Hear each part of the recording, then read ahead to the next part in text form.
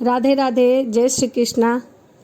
चित्रगुप्त ने उन दोनों के कर्मों की आलोचना करके दूतों से कहा कि बड़े भाई कुंडल को घोर नरक में डालो और दूसरे भाई विकुंडल को स्वर्ग में ले जाओ, जहां उत्तम फल लोग भोग सकते हैं। तब एक दूत जो कुंडल को नरक में फेंकने के लिए ले गया और दूसरा दूत बड़ी नम्रता से कहने लगा कि हे विकुंडल, चलो तुम मेरे अच्छे कर्मों से स्वर्ग को प्राप्त होकर अनेक प्रकार के भोगों का भोग करो। तब विकुंडल बड़े विषम्य के साथ मन में शंका धरकर दूत से कहने लगा कि हे यमदूत, मैंने मन में बड़ी भारी शंका उत्पन्न हो रही है तथा मैं तुमसे कुछ पूछना चाहता हूँ। कृपया करके मेरे प्रश्नों का सही सही उत्तर दो।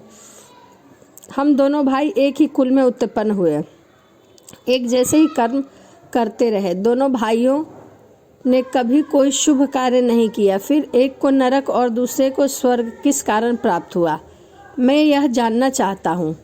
मैं अपने स्वर्ग में आने का कोई कारण नहीं देखता। तब यमदूत कहने लगे कि हे विकुंडल, माता पिता, पुत्र पत्नी, भाई बहन, ये सब संबंध जन्म के कारण होते हैं और जन्म कर्म को भोगने के लिए ही प्राप्त होते हैं। जिस प्रकार एक वृक्ष पर अनेक पक्षियों का आगमन होता है, उसी तरह इस संसार में पुत्र, भाई, माता पिता का भी संगम होता है। इनमें से जो जैसे जैसे कर्म करता है वैसे ही फल भोगता है। तुम्हारा भाई अपने पाप कर्मों से नरक में गया, तुम अपने पुण्य कर्मों के कारण स्वर्ग में जा रहे हो। तब विकुंडल ने आश्चर्य से पूछा कि मैंने तो अनजान में भी कोई धर्म का कार्य नहीं किया, सदैव ही पाप किया है। मैं अपने कर्मों को जानना चाहता हूँ। यदि तुम मेरे पुण्य से कर्म को जानते हो तो कृपया करके मुझे बताइए। तब देवदूत कहने लगा कि मैं सब प्राणियों को भली भांति जानता हूँ, तुम नहीं जानते। सुनो, हरिमित्र का पुत्र सुमित्रा नाम का ब्राह्मण था, जिसका आश्रम यमुना नदी के दक्षिणोत्तरी दिशा में था। उसके साथ जंगल में ही तुम्हारी मित्रता हो गई। उसके साथ तुमने 2 बार माघ मास में श्री यमुना जी में स्नान किया था। पहली बार स्नान करने से तुम्हारे सब पाप नष्ट हो गए और दूसरी बार स्नान करने से तुमको स्वर्ग प्राप्त हुआ।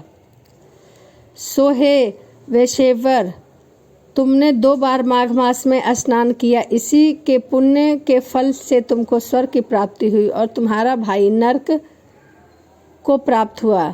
दंत्रेय जी कहने लगे कि इस प्रकार वह भाई के दुखों से अति दुखित होकर नम्रता पूर्वक मीठे वचनों से दूत से कहने लगा कि हे दूत, सज्जन पुरुष के साथ 7 पग चलने से मित्रता हो जाती है और यह कल्याणकारी होती है।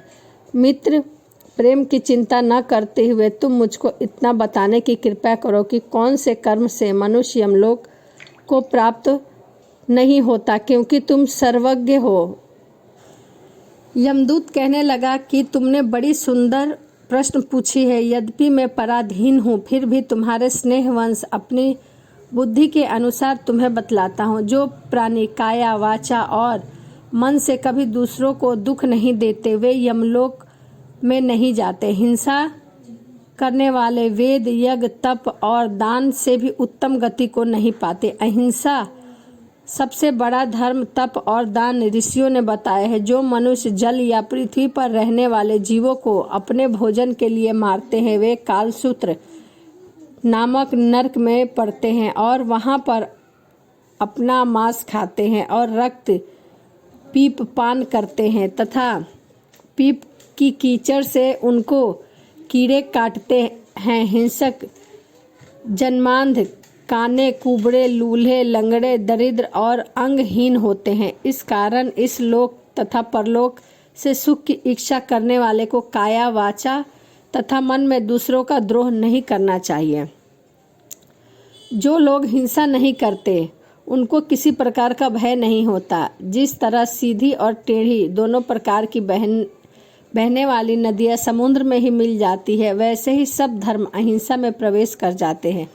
ब्रह्मचारी, गृहस्थ, वन प्राणी तथा यति सभी अपने अपने धर्म और कर्मों का पालन करने और जितेंद्रियां रहने से ब्रह्मलोक को प्राप्त करते हैं। जो जलाशय आदि बनाते हैं और सदैव पांचों यज्ञ करते हैं वह यमपुरी में नहीं जाते। जो इंद्रियों के वशीभूत नहीं है, वेदवादी और नित्य ही अग्नि अथवा हवन आदि का पूजन करते हैं, वे स्वर्ग को जाते हैं। यदि पृथ्वी युद्ध भूमि में जो शूरवीर मर जाते हैं वे सूर्य लोक को प्राप्त होते हैं। जो अनाथ स्त्री शरण में आए हुए ब्राह्मण की रक्षा के लिए प्राण देते हैं वे कभी स्वर्ग से नहीं लौटते। जो मनुष्य लूल्हे, लंगड़े, वृद्ध, अनाथ तथा गरीबों का पालन करते हैं वह भी स्वर्ग में जाते हैं। जो मनुष्य गायों के लिए पानी का आश्रय करते हैं तथा कुआं, तालाब और बावड़ी बनवाते हैं वे सदा स्वर्ग में निवास करते हैं।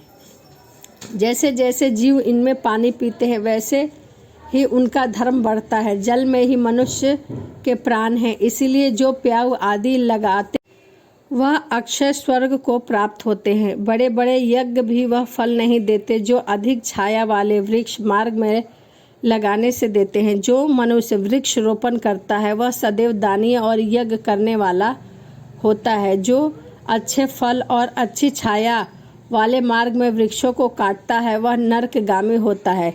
तुलसी का पौधा लगाने वाला सब पापों से छूट जाता है। जिस घर में तुलसीवन है वह घर तीर्थ के समान है और जिस घर में कभी यमदूत नहीं जाते। तुलसी की सुगंध से पितरों का चित्त आनंदित हो जाता है और वो विमान में बैठकर विष्णु लोक को जाते हैं। नर्मदा नदी का दर्शन, गंगा का स्नान और तुलसी दल का स्पर्श, यह सब बराबर बराबर फल देने वाला है। हर एक द्वादशी को ब्राह्मण भी तुलसी का पूजन करते हैं। रतन, सोना, फूल तथा मोती की माला से दान का इतना पुण्य नहीं जितना तुलसी की माला के दान का है। जो फल आम के 1000 और पीपल के 100 वृक्षों को लगाने से होता है वह तुलसी के एक पौधे को लगाने से होता है।